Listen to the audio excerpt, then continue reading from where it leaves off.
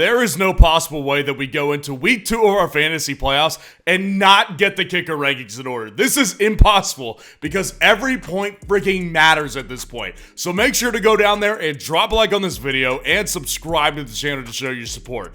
Now getting into our first tier right here, I've got, of course, Chris Boswell here at number 1 at the Baltimore Ravens this week. So this game is on Saturday. So this is obviously a weird next 2 weeks of scheduling right here with Christmas coming up on a Wednesday, and the Steelers are playing on a Wednesday, so they're playing on Saturday versus the Baltimore Ravens here. Now, of course, Chris Boswell has gotten you here because of his enormous ceiling right here. And really what's actually been pretty good about Chris Boswell as of late is that without George Pickens there, they've just kicked more and more field goals. They've already been kicking tons of field goals anyways, but the good thing that I love about these Ravens matchups is they always turn into field goals fest. This has been their history, like over the last 20 years or so, has been a field goal fest. It usually comes down to a couple points, and whoever kicks the last field goal wins the game.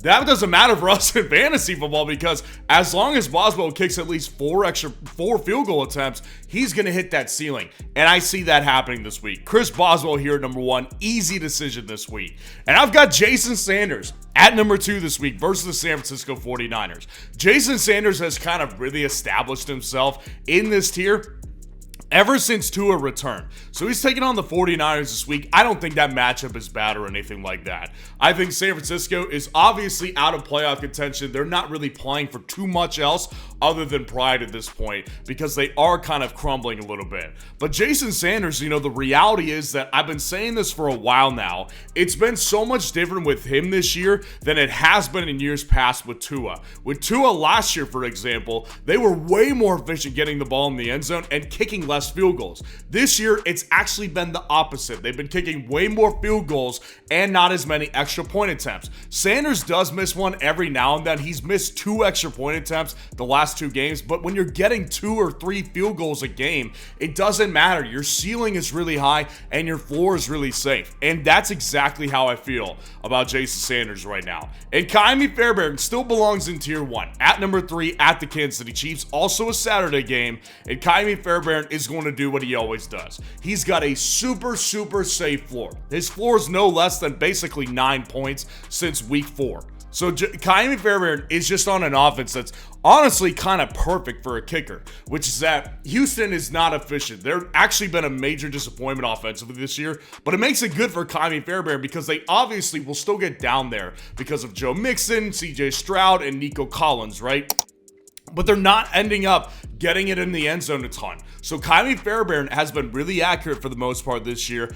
I think that he's going to play a really good game on Saturday versus the Kansas City Chiefs because I don't think the Chiefs will be able to stop them from getting down there more than like 3 or 4 times. So I do think that Ka'imi Fairbairn is still in tier 1 for very good reason. Now dropping down to our next tier, I've got Brandon Aubrey at number 4 versus the Tampa Bay Buccaneers. Brandon Aubrey, the beauty of Brandon Aubrey is that he's got such an enormous leg. They actually tried him on a 70-yard field goal last week. Now, he didn't make it. That would have been by far an NFL record, but he's hit a 65-yarder this year, obviously. He hit a 66-yarder in week 1 versus Cleveland. That got called back. Those are minor details, though.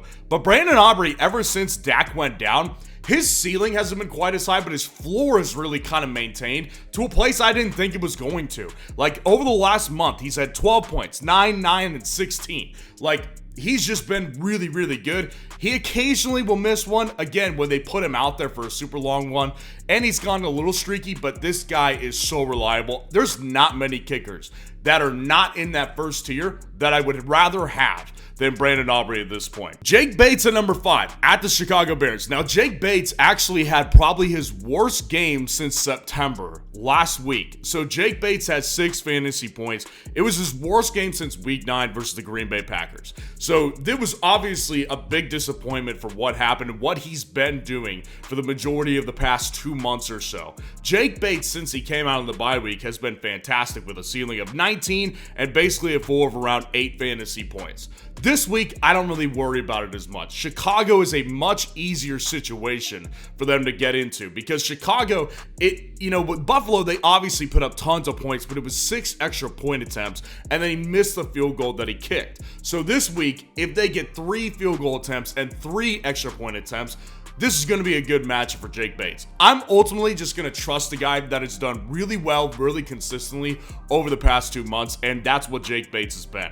And then number 6, rounding out this tier, Will Lutz at the Los Angeles Chargers. On Thursday night, obviously this game is tonight. Look, Will Lutz is so boomer bust. It's a little scary, to be honest with you. Like, Will Lutz is the top 5 kicker right now, averaging 9.6 fantasy points per game, and that's because he varies. Like, over the last month, here's what his games have been. Last 4 games, 9 points, 22 points, 11 points, and 8 points. So I guess scary is maybe not the right word because over the past month, it's looked good. The right word would be actually that his floor is actually stabled out to a pretty solid amount, but his ceiling is so high. So I would love to see him hit his ceiling. Honestly, though, I don't think tonight's a ceiling game. I think this might be a similar game to what we got last week in that monsoon game on Thursday night, the 49ers and the Los Angeles Rams. It's a divisional matchup. Both these teams are fighting for playoff seeding at this point. I think it's going to be a little bit of a slugfest, and I don't think it's going to be a ceiling game. That's why he's down here at 6 this week. I'll tell you this, I don't have to guess on this one, though. Baker Mayfield hit a more than 0.5 total yards on Underdog this week. That is what his projection is on Underdog this week. So if you hit the higher on it, you're basically winning free money heading into week 16.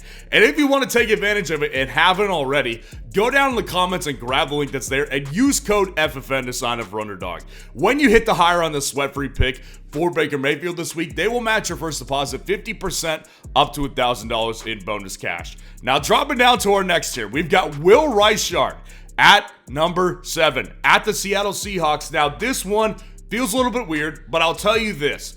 It was pointed out to me on last night's live stream that the weather in this game is going to be really bad. Shout out to Tyler Sperry. I think that Will Reichard, honestly, most weeks should be in tier 2 because Will Reichard immediately came back, and Will Reichard last week was fantastic. Will Reichard ends up having 15 fantasy points against the Chicago Bears. Well, this week, I think the matchup is good, but obviously when you're going to Seattle, playing against a team, that Seattle's good with that weather, but Minnesota plays in a dome, so they don't exactly experience this weather all the time. So he doesn't kick in it a ton. I have more problems with Will Reichard this week than I would like to, but I still do think it's important to note that Will Reichard for the majority of the season has been great. 9.7 fantasy points per game. The guy has been awesome, so he's not going to find himself outside of my top 10, but right here at number 7, I think is safe because it's safeguarding myself a little bit. Chase McLaughlin at number 8. Chase McLaughlin at the Dallas Cowboys. I think this is the scariest guy right here. Chase McLaughlin, unlike Will Lutz, has a super low floor. Super low. Over the last 4 games, 6 points, 16 points, 4 points, and 18 points. So you can see the disparity. They can either get you 4 points and crush your week, or he can get you 18 points and he can be a stud for your fantasy team. Now, last week, he did it against the Los Angeles Chargers, which is what blew my mind a little bit, to be honest with you, is that I didn't think they were going to put up that many points against the the Chargers defense. This week, he gets Dallas, so that should theoretically become an easier matchup than the Los Angeles Chargers were. So, I still like Chase McLaughlin, but man, just based on what he's done over the course of the year, because what I just gave you with those last 4 games, those are not outlier weeks. He's been doing that all year. It makes me nervous. That's why he's down here number 8, but the ceiling on this guy is super high. Anders Carlson at number 9 versus the Los Angeles Rams. Listen, Anders Carlson, since joining the Jets, has been a really good kicker. Honestly, and I said this last week too, heading into the week, the good thing about Anders Carlson is he's walking into an offense that's realistically been good for a fantasy kicker all year. They've just been waiting for someone who could kick something. Like, kick something. That'd be fantastic. That's what we're paying you to do. And Anders Carlson has come through on that promise. 9.8 fantasy points per game. And since he's been with the Jets, 11 points, 1 point, 16 points, and 7 points. Now, obviously, that 1 point is definitely a blemish on his record right there. But this week, I think that this, the way this offense is kind of working right now versus the Los Angeles Rams, I still see them getting down there enough.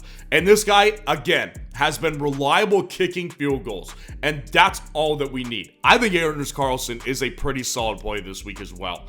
And dropping down to our last tier, Jake Moody of the San Francisco 49ers at the Miami Dolphins this week. With Jake Moody, this guy has been, ever since he came back from injury, definitely not as great because of the fact that this offense has not been fantastic. Like, since he came back from injury in week 10, 12 points, 5, 5, 4, 8, 9.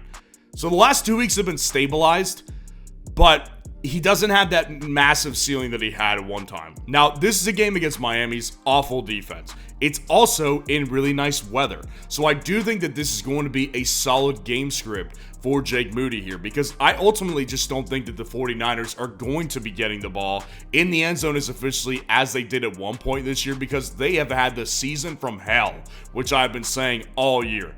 I think Jake Moody's in a decent position this week. Harrison Butker at number 11 versus the Houston Texans here. Listen, I think Harrison Butker is solid this week. Obviously, his first week back wasn't fantastic or anything.